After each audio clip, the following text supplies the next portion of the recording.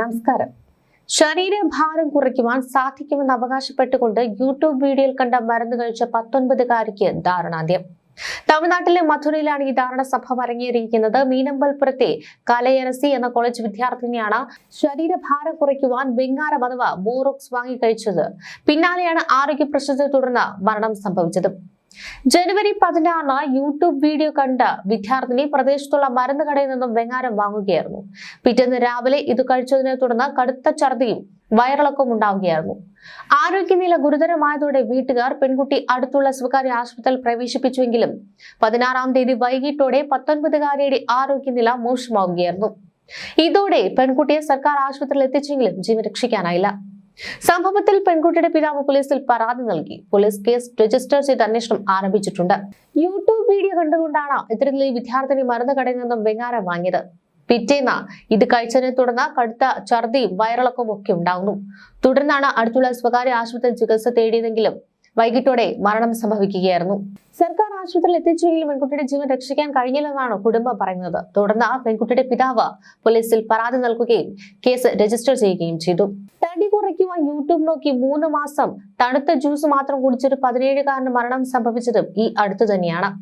കന്യാകുമാരി ജില്ലയിലെ കുളച്ചലിന് സമീപം പർണട്ടിവിള സ്വദേശി നാഗരാജന്റെ മകൻ 17-കാരനായ ശക്തീശ്വരനാണ് മരിച്ചത്.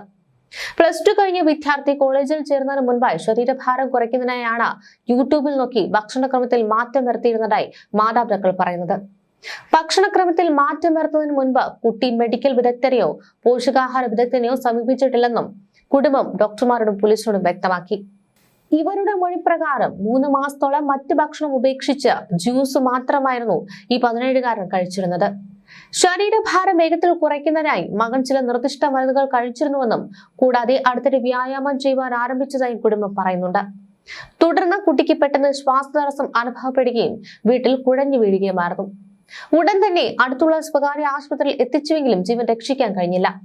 തണുത്ത ജ്യൂസ് പതിവായി കഴിച്ചതിനെ തുടർന്ന് ശ്വാസകോശത്തിനുണ്ടായ അണുബാധയാണ് ശ്വാസതടസ്സത്തിന് കാരണമായത്.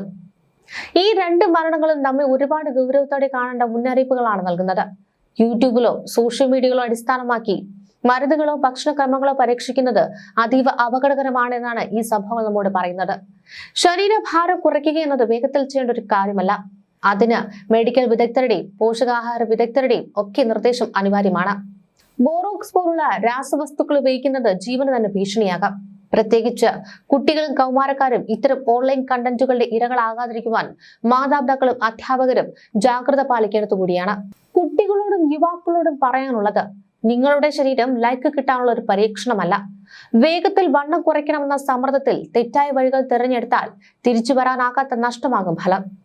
ശരീരഭാരം കുറയ്ക്കുന്നത് ശരിയായ ഭക്ഷണക്രമത്തിലൂടെയും മെഡിക്കൽ വിദഗ്ധരുടെ മേൽനോട്ടമുള്ള ഒരു ദീർഘകാല പ്രക്രിയയിലൂടെയുമാണ്.